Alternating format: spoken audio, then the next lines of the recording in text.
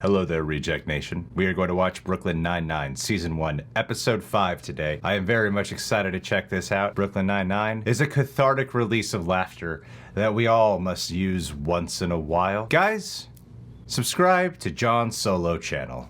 It's called The Real Rejects. That's right. And welcome on as my guest I today. appreciate it. Hit that like button to show John's miniature channel some support. Guys, over at John's Patreon page, there's a full-length reaction watch-alongs where you stick it with the time code for Brooklyn Nine-Nine, and over there, he lets me guest star on a few of the reactions as well, and sometimes lets me do my own solo one. Very gracious of you to let me use your platform. Anytime, except only the times that I allow you to. That editor who you're constantly talking with is your best friend, Dude, Pratham Jindal. Jindal. I love that guy. Great He's guy. so sexy. So, John, thank you for letting me try out introductions. Good, you got there. You got there, and that's what's important. All right, I'm working on it. But you should beat yourself up about that. I learn from the best. You do. You did. Should we? Is this for the time where we watch it? No, I think we should stretch this intro out to like 2 or 3 minutes. Audiences like that? Okay. They do. They love that. Let's do a sponsor segment. You guys see the dude I brought in today, the drug dealer? 81 years old. I think it's the oldest collar of my entire career. I once arrested a 96-year-old for flashing. My oldest caller was 78, but the PCP made her fight like she was 20. You talking oldest bags? 68. That's not that old. Yeah, but I was only 20. 20? Were you even a cop then? No, man, it was before I got into the academy. What? Charles isn't talking about his oldest arrest. God, you had sex with a 68-year-old when you were in your 20s? You know how it is when you have a chance to bed an older woman. That's someone's grandma. She was, actually. That's how I met her. I went to college with her grandson, Marvin. Live your truth, Boyle. Seems like a genuine laugh. I know. It almost looks like they played a trick on him with the scene. I think as an actor, the hardest thing to do is probably create a genuine laugh. Yeah, especially doing so much comedy. For some reason, the DA won't move forward with the arrest until we find the knife she used. Is that reason that they want to win the case? Yes. Well, find it. I'm going to ask you again. Do you need any resources or personnel? No, sir, I've got it. Okay. Dismissed. Sergeant Jeffords, my office. Uh-oh. He probably wants to talk to you about how your shirts aren't tight enough, probably. But I work best alone, except when it comes to sex. Actually, sometimes including sex. Me too! Okay, fine. I will let one of you help Charles. Yeah! And I am choosing Charles because he's the least likely to steal my thunder. I would never steal his thunder. I'd be afraid to borrow it. Feel you, Charles. Accompany me to a gun range. You mean drive you there and wait outside? I need some pointers. Sir, I haven't fired a weapon since the incident. The mannequin incident. I'm familiar. The pilot!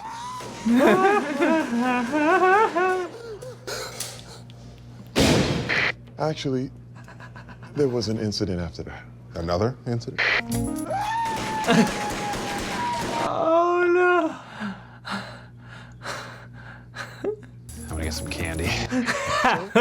I'll keep it low key. We'll go after work to a private range. No cops, no pressure. I told Gina she could join us. Yeah. It's your type. All right. This one's all you, Tiger. Come on. Police! Hey, ma'am. Thank God. Here, hold this. Oh, no. Oh, she's doing it for a crazy ex-girlfriend. Hey. I looked at the photos of your victim on your desk. Is that Rosa? Tell her I said hi. Puncture wounds are similar to a case I had a while back. They aren't from a knife. I think it's something spiral, like a corkscrew. Uh-oh. You better get back here, now. Oh, no. Competition. Hello, Peralta. Who's this? Mr. 30 Rock. Yeah. And those commercials. He's mayhem. Yo, how much you bench? Seriously.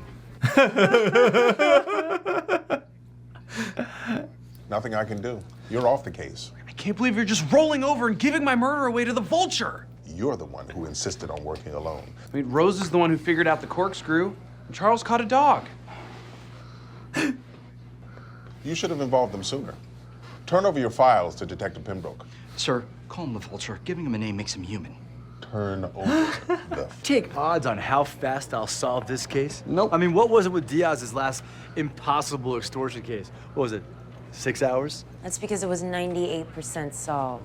The last 2%'s ours to get. That's why they leave it in the milk. What? The foxy, ma. Go rot in hell. This is your fault. Thanks, champ. Good effort. I got it from here. And hey, you feel free to call me anytime you need me to come down here and help powder that big white ass of yours. Well, that's sexual harassment. Yeah, you can report him. Sorry you got vultured. Happens to the best of us. On my count. 1, 2, 3! I got it from here!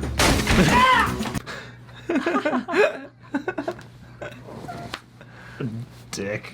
You say And it will be used again. Oh, thanks, guys. I got it from here. I'm buying everyone drinks as long as we're here thinking of a revenge plan. Best idea gets $50. Throw him on out. What if you called him from a hospital and said his whole family is dead? Like he died of cancer. Charles, that is so dark. I'm putting it down. All right. Back your left foot up ahead. Oh, Like he's this? such a good mentor. No, Gina! Thick, muscular arms around me and... All right, look. Hands here. Stand up straight. Chin forward. Hold on, my nose itches. Smart. Listen. Hey, all right, look. Hey, both of you, just watch. He's back. He back. Why are you counting my shots? Are you trying to have me recertified? Yes. If you make 8 of 10 shots, I can sign off on you carrying a gun again. Gina's here as an official witness, and I thought it'd be easier for you in a no-pressure environment. Now, you only have 1 hit until you get recertified. So, deep breath, huh? Take the final shot. I thought you say effort. Take the final. Like you've done your whole life. Oh my God. Guys, how do you breathe? Is it 2 in, 1 out? 2 in, 1 out. All right, give me your hairdryer. Don't you carry one in your purse? Have you ever met a human woman? I just need a second. We've had 18 minutes of seconds. Hey, it's Peralta. Oh, hey, Jake. Hey, do you carry a hairdryer in your purse? Of course, I'm not an animal. Great. I need you to bring it to the Vulture's apartment. There's someone named the Vulture? Tell Rosa. Peralta, why are you asking Gina about Detective Pembroke? Oh, Captain, hello. We are... Look, I understand that you're upset. But if you want to keep this from happening again, I suggest that you pull your team together and solve these cases before major crimes can step in. You should be frowning. Why is Jake smiling? Why are you smiling? Because the captain just gave us the perfect revenge plan. We team up and solve this case. We're angry, we're getting revenge, we're a little bit tipsy, we should not be driving, we're taking the bus. Let's all just count to 1,000,000. 1, 2, 3, 4, 5, 6. So then Iceman says, you can be my wingman any day. And then Matt... I haven't. What happens next? Goose comes back, right? He's not really dead.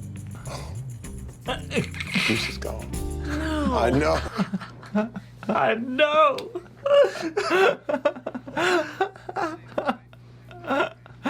I say we role play, see if something sparks. Darling, thank you for a lovely dinner. Perhaps we should have one more drink before bed. Wife goes into the drawer, gets the corkscrew, stab, stab, stab. What did she do with the corkscrew? She dumps it in the hallway trash chute on the way to the doorman. No, we checked the trash like 10 times. We would have seen a bloody corkscrew. The body. The corkscrew's still. The ball. Okay, I want in, but I only want to stab you. Fine. Charles, door. Chemistry. Uh-oh. And complimentary shirt colors. Sweetheart. Time to die. That seems a little harsh. What if it was a magnetic corkscrew? The corkscrew was on a magnet. It's stuck halfway down the inside of the trash chute. I figured it out. Someone's gonna have to go down in there. Someone with narrow shoulders. No, I have broad shoulders. I have narrow hips, but broad shoulders. God. Oh. See anything? A little lower. Freeze, hands in the air. We're cops. Broad shoulders, stuck. It's a crime scene and an officer has gotten stuck in a trash chute. I need you to lead this squad, Terry. I mean, really lead it. Hell yeah, I'm upset. Your team disrupted a crime scene. Voila. You actually found the corkscrew in the trash chute? Stuck to the side, just like you said. This is the proudest moment of... Before you get mad. Shut it. Holt was right. I've been so worried about my own kids, I forgot about my stupid grown-up kids. It's insulting. But if you ever do this again, I swear I will crush your head in one hand. You don't mean that. Try me. Okay. It's not your fault either. And it's not the Vulture's fault. It's Amy's.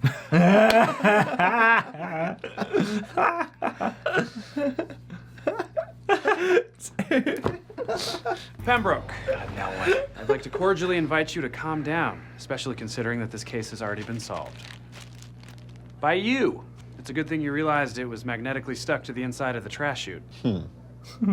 We're done here? Yeah. Yeah, we're done here. Keep up the bad work, champ. Here it comes.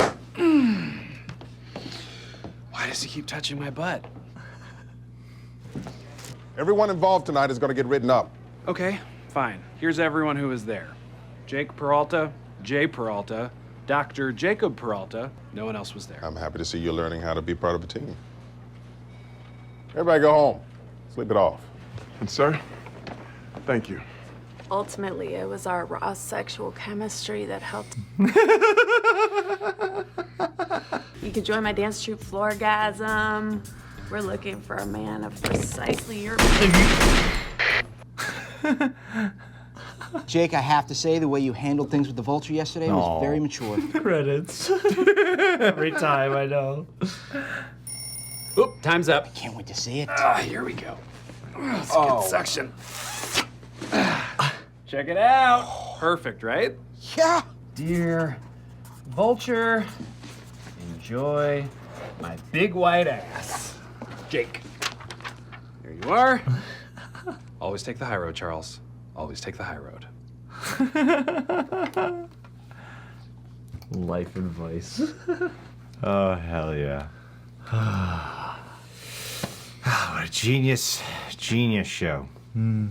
Genius, John. Utter Genius. delights. I loved every second of this one. Even Gina. Let's shout out Gina whenever we love her. She helped out this time. She came in clutch. So good. She was the extra ounce.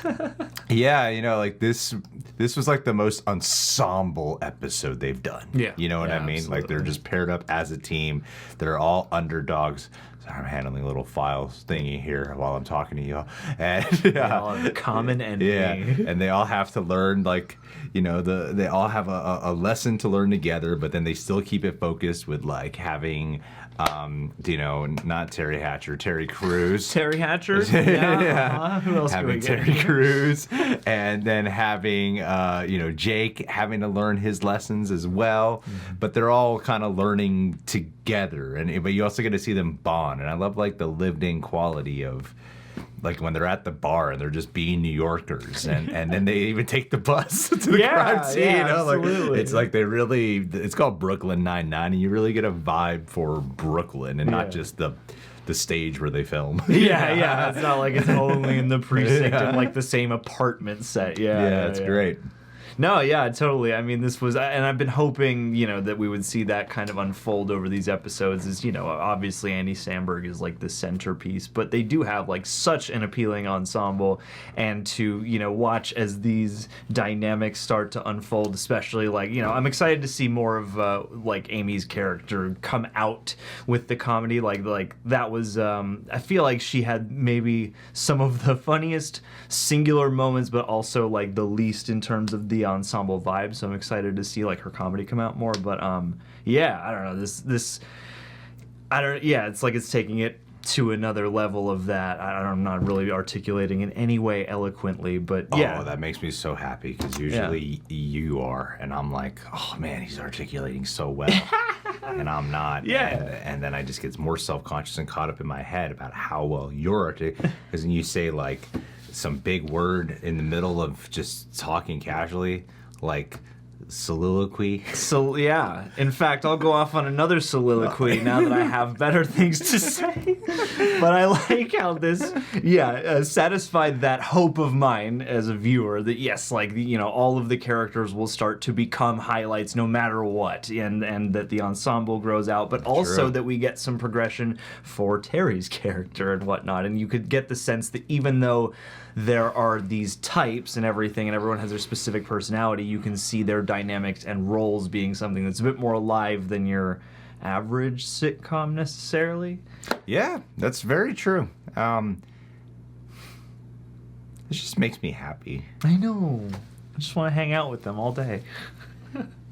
This is gonna sound silly to you guys, of why like a good comedy can go, because not only do you guys check up with us for the few minutes of our 24-hour days when we have a camera pointed at us and we're talking, but there's also life stuff that's happening simultaneously. We don't come on and vlog or talk about 99% of the life things that are happening Having outside of indigestion here, right? today, guys. Yeah, it's mainly what it is, physical ailments. It's my vlog. I've had too many bowel movements today. Guys, gonna take some eye drops. My eyes are a little dry right now. Yeah, it's really nothing. Fascinating minutia. So, to have a show like this that is so easily able to thrust you into feeling like the best kind of sitcoms are the ones where you really feel like you're hanging out. But this show has such a special quality where, we've echoed this before, and I feel like we're bound to say it again, is that they keep the detective elements so alive, and that's what was so great about this particular one. You feel the camaraderie of the whole unit together. They have discussions about, even though they're friends, and then the higher ups like Terry Crews, the captain, Holt, they're like the leaders essentially, and they kind of view the rest of them as children in a way that they have to parent. And it still feels like, just buddies you're hanging out with, but also still cops. And like them solving the case, that's exciting. You're trying to figure it out too with them. And they manage to keep it funny, like while keeping it a detective. It's not exactly Edgar Wright, Simon Pegg, Nick Frost-esque, where it's like they have two very distinguished genres usually spliced together in a movie. I think it's really impressive that they managed to keep this a comedy show that's still a cop procedural show. Yeah, that you can actually get engrossed in that side of it. And it seems like they consider just as much as the wacky jokes. Like even when they're in the crime scene, it's like, okay, let's act this out and actually look at the environment. And even though it doesn't go all Sherlock about it, you can see them drawing conclusion, or at least, you see Amy draw a conclusion, and there's actual heft to the mystery that makes the comedy that much better. Exactly, because it's like you have Rosa who's figuring out it's just knife stab wounds. Okay, it might not be a knife, it might be a corkscrew. Oh, what if it's a magnet? So there's actually something kind of exciting about that. Yeah, absolutely. And you're excited to see everybody step up to the plate on this one. Yeah, you want them to win, and when and then the Vulture character, whoever that actor is, that's like the only role he plays, right? Except for the commercial guy. Yeah, because he's a commercial guy. Well, and even even Mayhem is I'm Mayhem. I'm here to wreck your day and screw up your car. Mayhem, here to wreck your day. Total like asshole bro kind of personality about the whole thing. I'm a brick in the truck of your truck bed, and I'm about to fall into the road and cause a 4-car pile. And he's also like, I'm the same sleazy lawyer in John Wick. Yeah, he's got I think his name's Dean Winters, and he's got his Dean Winters character. Like, the most different I've seen him is in Wayne as the dad, but even he is just kind of like a more subdued version of this guy, or a more aggressive version of this guy. He's also Liz Lemon's asshole boyfriend. That's right. That's right. Hey, idiot. Is that what he calls her? I think so. Hey, dummy. Hey, dummy. Yeah. Hey, oh, dummy. man. It's been a minute since I've watched 30 Rock. Yeah, like his character too, I think is a wonderful foil to the group, you know? Yeah. And like he plays so well off of Andy Samberg. Yeah, and it's a perfect character to set up for like, okay, I'm sure we'll see this guy again at some point to wreck their operation. But I love how there's this real arc with him, with Terry Crews. It's so funny. This whole time I'm saying Terry Crews because I'm like, man, I can't remember that character's name. That's the honest thought. when the one character was like is absolutely supposed to only be this guy so much that they named him Terry. Real bonus points if you remember his fictional last name. I kept saying Cruz just because I was every time I'm like, what is that guy's real name in the show? Oh, Terry something or other. But that I love, like it really does have like a family thing. Yeah, like I feel like it's not a hard conclusion to draw, but you know, you have Holt and Terry are kind of both like dad. They're the two dads, and then Gina's the one's aunt. like grandpa, dad, and the rest are children. Yeah. Grandpa, dad, kooky aunt, and then the kids. Yeah, you know? grandpa, dad. Not black children. You know, they have a big adoptive New York family. But how they brought that back, because I kind of I thought it was such a funny moment in the pilot, and they don't really talk about it afterwards. So to see that it's a part of his character progression. And what exactly did he just like his whole dad side just really has overtaken him, so he's like scared to fire a weapon? Yeah, it's like once he became a dad, he became so timid and he just wants to work at a desk now so that nothing happens to him ever. Contextually, that is so funny. Yeah, well, just even talking about it is hilarious. And it's a great bit, but I think it's also nice of them to consider, evolving that because, you know, while it's funny to see Terry Crews at a desk and to see him like freak out and obliterate pinatas and stuff, you know, it does seem like it would behoove the just comedic dynamics to have the ability to have him out in the field with everybody else and to create that extra, you know, ounce of comedy. Well, it can be the joke can start to fall flat if you don't also show that he can be good and cool at his job. Yeah, because like whenever he fires, you're like, damn, look at him, he's like John Wick. He's got like the headshot, like the perfect shot. Yeah, absolutely. And that's the other thing too is like you believe it when he actually kicks it in. He can actually take care of business. You're like, oh damn, that's really badass. Yeah. All right, guys, that was a really fun episode, much needed out of the week. Absolute delight. Afternoon delight. Guys, subscribe, click that notification bell, hit that like button. You can check us out on Patreon for more. And hey, last but not least, let's do a Christelle Donovan. Christelle, we haven't gotten to know you yet, but we know a little bit about you. You know why, Christelle? 'Cause C stands for chastity. Because you take the next letter. H stands for holy because... Why are we going with these Christian? You know, because Christelle has a very holy and a very pure sounding name. Christ's name, R, stands for Ridge, because you love the Ridge wallets. They are great wallets. You can get yourself one today. I stands for I love you. I wish I could be you because you seem like a lovely person. Yeah, because you have a freaking hot-ass pledge. Thank you. S stands for systematic, because you are very good at strategizing. You should have gone with strategizing.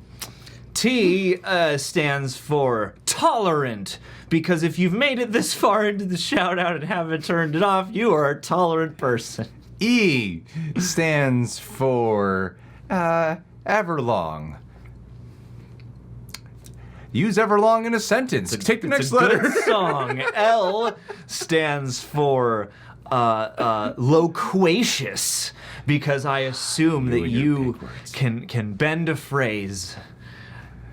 L stands for licomonomy, which means you are a spiritual equivalent of all the greatest angels in the world. And E stands for excellent, because you are excellent, and we appreciate you very much. You gave us such a high pledge, and this should have been the best one of the shout-outs.